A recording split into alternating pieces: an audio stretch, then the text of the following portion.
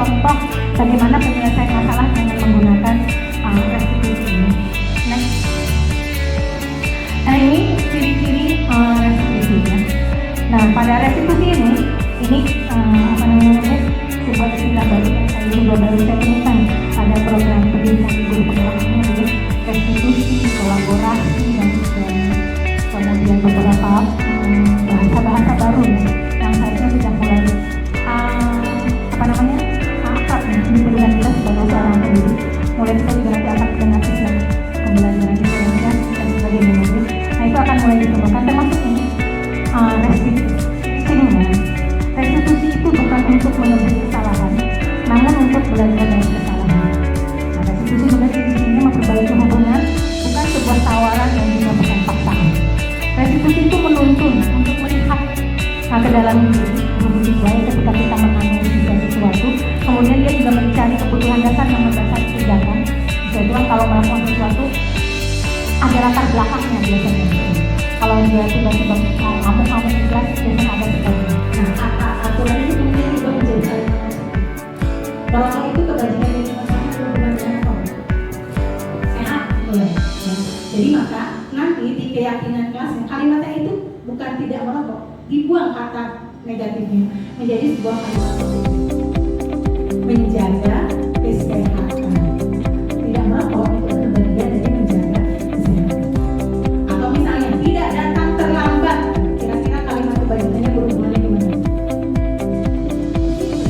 Disiplin, tertib, disiplin. Ya. Atau misalnya tidak mengganggu teman menulis.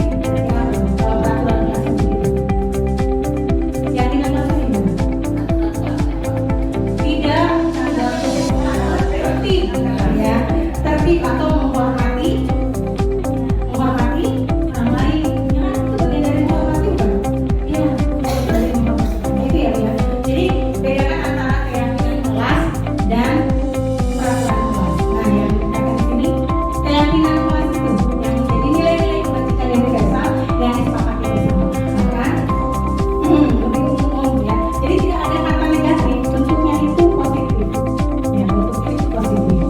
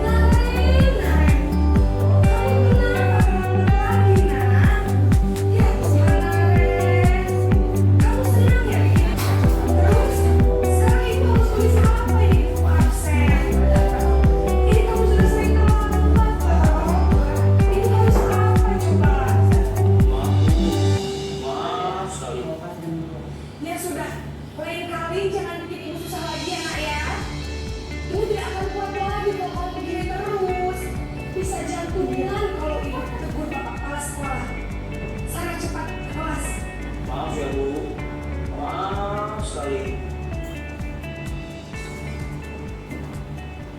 Posisi pembuat rasa bersalah berbicara dengan nada tenang cenderung menunjukkan harga dan tidak sanggup membahagiakan orang lain. Ketika memperlakukan posisi pembuat rasa bersalah, boleh akan menganggap dirinya yang bersalah dan tidak akan mengubah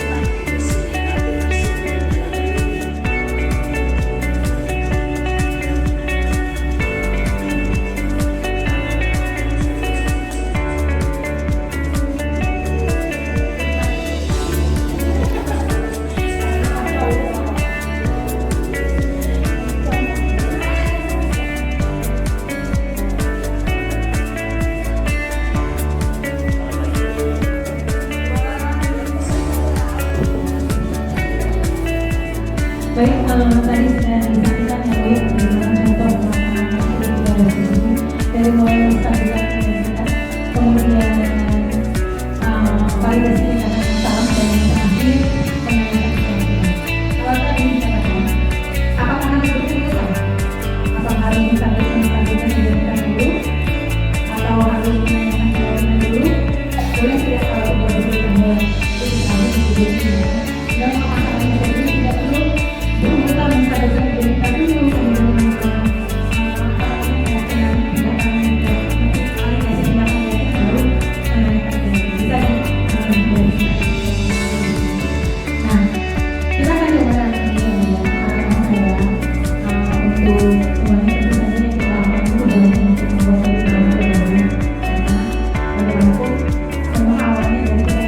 sendiri tidak perlu kita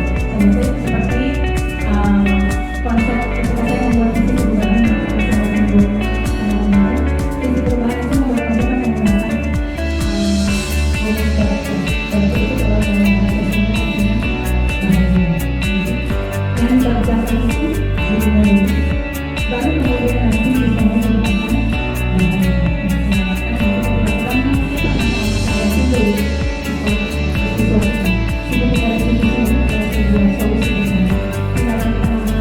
identitas dulu, kemudian sehingga nanti akan tercipta sekolah yang bahagia, guru bahagia, dan murid yang bahagia.